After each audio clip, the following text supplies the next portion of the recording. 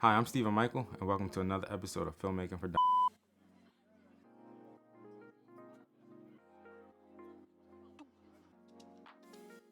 Today we're going to dive into the Red Raptor, so let's get into it.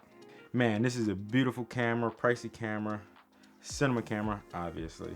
But yeah, this thing comes in about $24,000. Of course, you're going to need more than just the body. You're going to need the accessories to come with it. Now, if you buy the package I have, you need a monitor, you need the handles, you need the cage and everything with batteries, memory, so on and so on. So after you get all that good stuff, you're coming in about $32,000, and then once you add your extra pieces like the lenses and then get your setup the way you want it to be, you're probably looking at like another $200.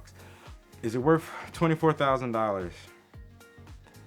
I don't think anything's worth $24,000. But no, honestly, no, this camera's beautiful, man. This is my favorite camera that I've shot on. I'm still unlocking it, still figuring out everything it can do and how far I can push its limits. But man, the quality is top notch. You can't really beat it. So I want to talk a little bit about the specs on this camera. You're getting 35.4 megapixels out of this sensor. It is a RF mount.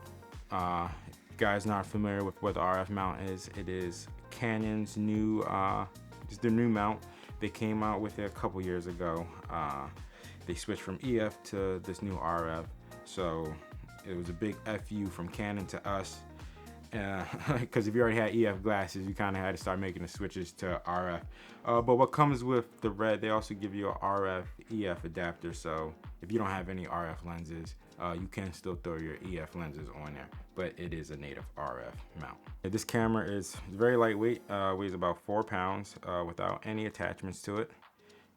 This is, I believe, their lightest camera outside of the Komodo. Now, the Komodo was only 6K. In 6K, you couldn't get more than 40 frames per second, for sure. But here you can shoot 8K, 120 frames per second, and man, that is a game changer for people that don't want to lose any of the quality or lose any of the sensor from when it crops in when you're going down to 6K and so on and so on. But yeah, being able to shoot 8K 120. Also, but if you need more than that, you got 6K at 198 frames per second, and you can also do 4K at 240 frames per second. The camera also offers more than 17 stops of dynamic range. So who doesn't love that? The interface, as you can see, is right here on the side. What they're taking now is the CF Express cards. I believe they're twice as fast as the regular CFast cards. Holds twice the memory, 3 times the memory. I got 2 terabytes per card, and they're half the price.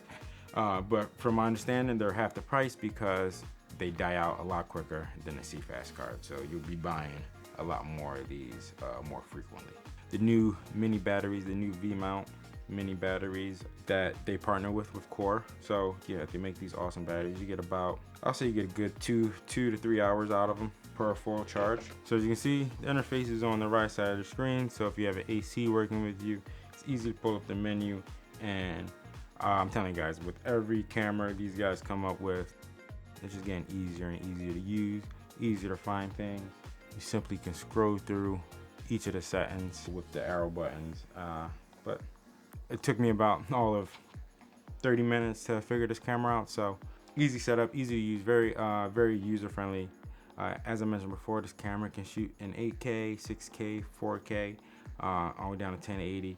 And of course, this camera, it natively shoots in Red RAW, but you can switch between ProRes, and you have your options between high quality, medium quality, and low quality. Even though it says medium quality and low quality, you're saving a lot more space on your memory cards, and so that means you're saving a lot more hard drives. You're not getting trash quality. With LQ, you're still getting very clean, crisp quality. I'm in the HQ only if I'm really working on films or really big commercials.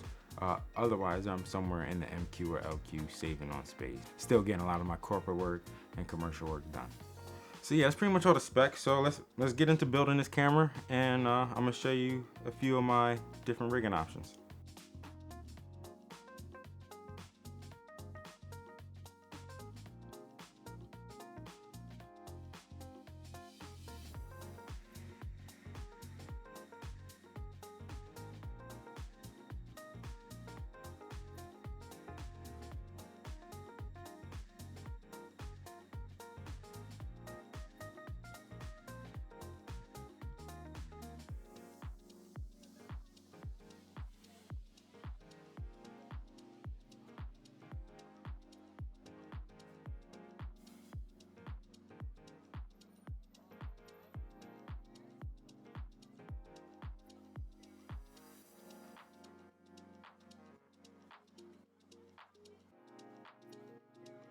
So whenever I'm on sticks or on a dolly or where the camera is more stable than not, the monitor can sit up here, because then we want it to be balanced properly. We don't want leaning too much to the left or leaning too much to the right, which can happen if you're on a dolly or whatever, because this monitor is about a pound itself. Mic still in good place. They're playing in room, so they're not clashing. Plus, you can wiggle this around if need be. Great thing about the monitor I didn't show earlier, you can twist and turn any way. So if you do have AC, that's another way for AC to work. I didn't even think of that. I do prefer it on the Magic Arm when I'm on a run and gun shoot, but this is a nice little setup for when you're on a tripod and stuff. It works out perfectly. But when I do go to shoulder mount, I do want to show you guys that quick setup. So just allow me a quick 45-second change. You know, it's like they made this screw. If it's like you're going to put this monitor on top of the camera, you have no choice but to put it on top of the camera. They didn't want you to have too many options. But no, not Steve. I break the rules. My slogan is know the rules like a pro, but break them like an artist. So this is my second build. This is the build I like to have when I'm on a run and gun shoot, or if I'm trying to have a shoulder mount in this present, so like the monitor's right in my face. Also, the cables would be tied up much better than this. I like to have the monitor right here because, for example, when I'm on a run and gun shoot, to have the monitor up here, it just gets in the way. It's kind of hard looking up at the monitor, making sure you're in focus, making sure your composition's right, and all that. So to me, I personally think it's better to bring the monitor right here in front of your face. And with that, that's where the Magic Arm came in. For both builds, everything else really doesn't change. It's just the placement of the monitor. The mic is still right here, capturing the audio I need, run it into the XLRs in the back. This is the running gun setup. So yeah, so this is my rig, guys. I hope you like it. So as you all guys know, my channel's still pretty new and I'm growing it. And one of the main reasons I started this channel is because I made a lot of stupid decisions, a lot of dumb decisions, as I would say. And you know, it cost me a lot of money, it cost me a lot of time, and I don't want you guys to make the same mistakes I made. So don't go out and just start buying everything like I do sometimes and getting away with you're having fun and getting out there. But at the same time, these things are investments. When you're getting these cameras or getting this gear, you want to make sure you're studying it. You're seeing the limits of what you can do with your gear. You know, you're not making too many dumbass mistakes and just going from camera to camera or lens to lens. Just make sure you're doing the right things, and yeah, you'll be happier in the long run. If you guys enjoyed this video, please make sure you like, comment, and subscribe. Everything I talked about will be in the links in the description below. Don't forget to hit the bell notification so every time I drop a new video, you're alerted. Yeah, Red, think about lowering the prices or start sending me some free stuff. That might be cool. I look forward to doing my next breakdown or gear review with you guys. Once again, I'm Stephen Michael. Thanks for watching this Filmmaking for Dumb.